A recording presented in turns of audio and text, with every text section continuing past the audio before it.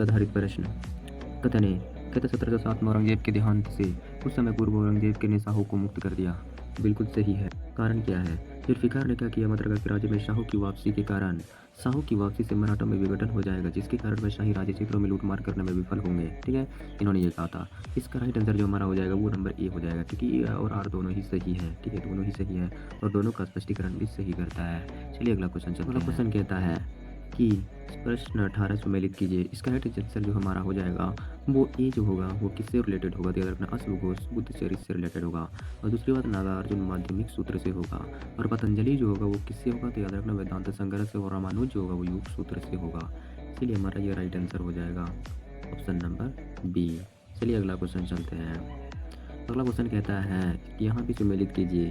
ये नंबर का हो जाएगा करिकल। करिकल जो मतलब ये भारतीय राजा है और ये वंश है। कह रहा है कि कौन सा भारतीय राजा किस वंश से जुड़ा हुआ है? चलो हम जानते हैं।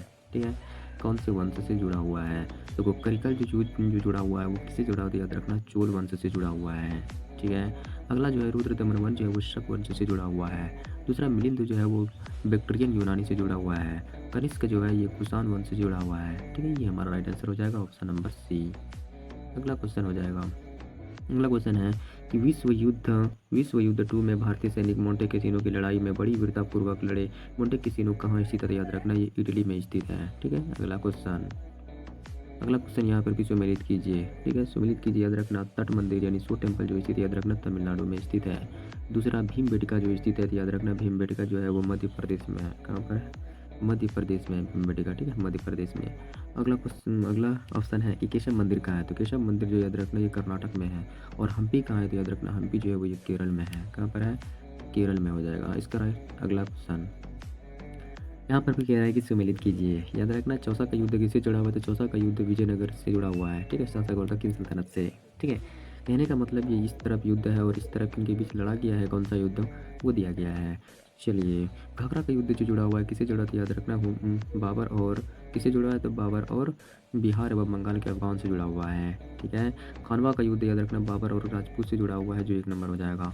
तालीकोटा का युद्ध किससे जुड़ा होता है? याद रखना हुमायूं और शेर खान के बीच लड़ा गया था। ठीक है, अगला क्वेश्चन, इसलिए ऑप्शन नंबर बी हमारा राइट आंसर हो जाएगा।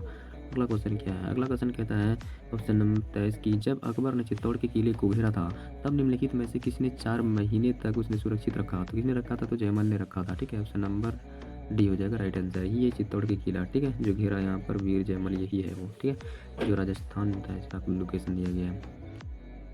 अगला क्वेश्चन कहता है कि निम्नलिखित कथनों में से कौन सा एक सही नहीं है? तो याद रखना कि लॉर्ड वेल्सले ने प्रथम 3 विश्वविद्यालयों की स्थापना की। तो याद रखना ये ऑप्शन बिल्कुल भी सही नहीं है, इसलिए राइट आंसर ये हो जाएगा। ठीक है, यही ऐतिहासिक तथ्य है जो लॉर्ड वेल्सले हैं। ठीक है, यही है वो ठीक है विश्वविद्यालय। अगला क्वेश्चन कहता है कि दिल्ली सल्तनत के नीचे दिए वंशों का सही कालक्रम कौन सा है? तो याद रखना इसका सही कालक्रम ऑप्शन नंबर बी हो जाएगा। ठीक है, खिलजी तुगलक सैयद लोधी हो जाएगा। ठीक है, यहाँ पर दिया गया है सारी चीज़ें। अगला क्वेश्चन हो जाएगा पंचमी लिखित में से किस मतलब कि लिखित में से कथन पर विचार कीजिए। माउंटबेटन योजना के अनुसार याद रखना माउंटबेटन योजना के अनुसार जो हुआ था वो भारतीय संघ की पाकिस्तान को जून 1948 से पहले याद रखना स्वतंत्रता मिली थी। ये बिल्कुल सही है। सिंध की मतलब कि विधानसभा को यह निर्णय लेना था कि उसे भारत के संविधान सभा में सम्मिलित होना था या नहीं। ठीक है, बिल्कुल सही है। इसीलिए बलूचिस्तान को यह निर्णय लेना था कि उसे भारत संघ में रहना था या नहीं। ये बिल्कुल गलत है। ठीक है, इसीलिए ऑप्शन नंबर ए हो जाएगा, यानी ए और मतलब वो नंबर दोनों ही सही है। ठीक है, यहाँ पर दिया गया सारा ब्यौरा। अगला क्वेश्चन है कि मोतीलाल नेहरू और चित्तरंजन दास दोबारा कांग्रेस में एक पृथक दल को मतलब कि स्वराज पार्टी कहलाता था, तो यह गठन क्यों किया? तो याद रखना ऑप्शन नंबर भी राइट हो जाएगा, क्योंकि ये महात्मा गांधी द्वारा असहयोग आंदोलन को स्थगित करने के लिए आकस्मिक निर्णय के विरुद्ध उनकी प्रतिक्रिया थी। ठीक है, ऑप्शन नंबर बिल्कुल राइट हो जाएगा। अगला क्वेश्चन कहता है कि वर्ष 1919 में महात्मा गांधी द्वारा देशव्यापी सत्याग्रह शुरू करने के लिए वायसराय को चेतावनी देने का क्या कारण था? तो याद रखना ऑप्शन नंबर ही हो जाएगा। वे चाहते थे कि सरकार टॉयलेट अधिनियम अविलंब वापस ले। ठीक है, यही चाहता था। अगला क्वेश्चन कहता है कि भारतीय समाज को एकीकृत करना और जनता में देश प्रेम की भावना को प्रोत्साहित करने के लिए निम्नलिखित में से किसने गणेश चतुर्थी और शिवाजी त्योहार को मनाना प्रारंभ किया? किसने का? याद रखना बाल गंगाधर तिलक ने किया था। ठीक है, यही वो बाल गंगाधर तिलक है। अगला क्वेश्चन कहता है कि द्वितीय विश्व युद्ध किस अवधि में लड़ा गया था? तो याद रखना 1939 से 45 में लड़ा गया था। कब लड़ा गया? 1939 से 45 में लड़ा गया था द्वितीय विश्व युद्ध। ठीक है, यही है द्वितीय विश्व युद्ध की कहानी। ठीक है, 1939 से 1950 तक। ठीक है, कुल 6 वर्ष तक लड़ा गया था। ठीक, अगला क्वेश्चन पानीपत का प्रथम युद्ध किनके बीच लड़ा गया था? याद रखना बाबर और इब्राहिम लोदी के बीच लड़ा गया था, इसलिए ऑप्शन नंबर ए हो जाएगा। ठीक है, यही है वो टोटल इन्फॉर्मेशन।